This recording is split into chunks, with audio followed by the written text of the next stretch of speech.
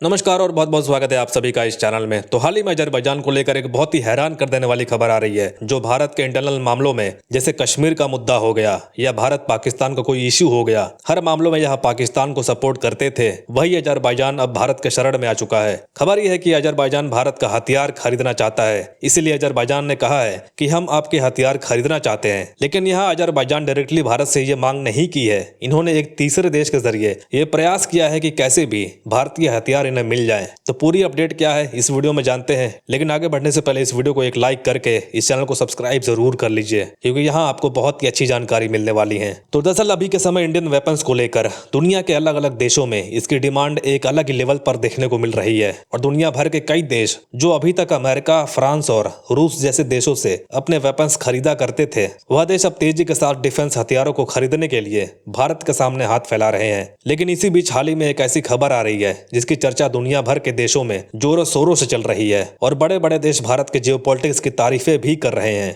अब आप इस मैप में नजर डालिए, यहाँ भारत का एक खास दोस्त आर्मेनिया मौजूद है, और ठीक इसके बगल में अजरबैजान आता है, और इस रीजन में अजरबैजान का सपोर्टर्स पाकिस्तान और तुर्की है। यहाँ तक कि इन तीनों देशों की मित्रता इतनी ज्यादा है कि जब भी कश्मीर का मुद्दा सामने आता है तो उस पर पाकिस्तान का साथ देने के लिए तुर्की और अजरबैजान हमेशा खड़े हो जाते हैं। लेकिन इसी अजरबैजान के बगल में जो आर्मेनिया मौजूद है, इन दो देशों के बीच पिछले कई दशकों से नगोर्नो काराबाख वाले हिस्से को लेकर लड़ाई चलती आ रही है। और आपको बता दें कि जब भी जरूरत पड़ी है तो आर्मेनिया जम्मू कश्मीर वाले मुद्दे पर भी भारत के पक्ष में हमेशा खड़ा होता है, और हमेशा आर्मेनिया ने जम्मू कश्मीर को भारत का ही अभिन्न अंग मानता आया है, जबकि अजरबैजान हमेशा पाकिस्तान की ओर खड़ा होता है और जम्मू कश्मीर को पाकिस्तान का ही हिस्सा बताता है। इसीलिए भारत ने हमेशा आर्मेनिया की मदद की है, फिर चाहे वो अत्याधुनिक डिफेंस हथियारों को आर्मेनिया को सप्लाई करना हो या फिर आर्मेनिया के पक्ष में दुनिया के सामने कोई बात रखनी हो, भारत कभी भी पीछे नहीं हटा है। और यहीं पर हमारे लिए गर्व की बात यह है कि आर्मेनिया अजरबैजान के खिलाफ जितने भी डिफेंस हथियारों को इस्तेमाल कर रहा है, वह सभी इन्होंने भारत से ही खरीदा है।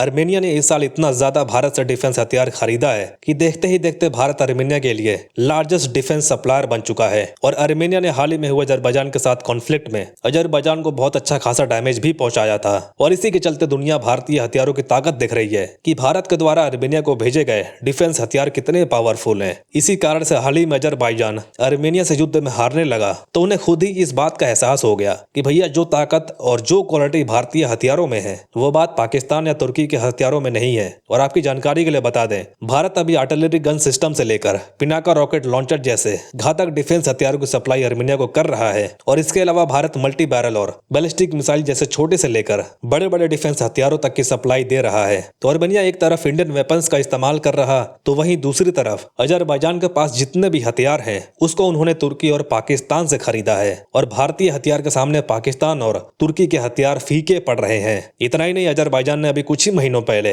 पाकिस्तान से फाइटर जेट खरीदने के लिए $1.6 बिलियन का डील भी साइन किया था, और जिस फाइटर जेट को खरीदने के लिए अजरबैजान पाकिस्तान को $1.6 बिलियन पे कर रहा है, वो पाकिस्तान और चीन के द्वारा बनाया गया कबाड़ फाइटर जेट JF-17 है। लेकिन अजरबैजान के सभी हथियारों को आर्मेनिया ने भारतीय हथियारों के माध्यम से उन्हें मिट्टी में मिलाकर रख दिया है। इसीलिए अजरबैजान ने हाल ही में ये प्लान बनाया कि क्यों ना चोरी छुपे इंडिया के हथियारों को परचेज कर लिया जाए और उसे अपनी सेना में शामिल करके उन सबका इस्तेमाल आर्मेनिया के खिलाफ किया जाए और आर्मेनिया को कड़ी टक्कर दी जाए। इसीलिए अजरबैजान ने इंडिया से इसकी रिक्वेस्ट डायरेक्ट नहीं की, इसमें इन्होंने एक तीसरे देश का सहारा लिया और उसे भारत से हथियार खरीदने का रिक्वेस्ट भिजवाया। और उस रिक्वेस्ट में शब्दों को घुमाते हुए ये बात कही गई थी कि अगर भारत लंबे समय तक अपने हथियार किसी देश को बेचने की तलाश में है तो वह अजरबैजान को अपना हथियार एक्सपोर्ट कर सकता है। अब इस तीसरे देश का नाम तो पूरी तरह से कंफर्म नहीं हुआ है, लेकिन कुछ लोगों का मानना है कि वो भारत का जिगरी दोस्त इजराइल ही है। जी हाँ, क्योंकि इजराइल का अजरबैजान से काफी अच्छा रिलेशन है। इजराइल अजरबैजान को अपने डिफेंस वेपन्स भी एक्सपोर्ट करता है। लेकिन भारत की तरफ से इसका जो जवाब मिला उसे सुनकर अजरबैजान के साथ साथ उस तीसरे देश को भी खड़ी खोटी सुनने को मिल गई।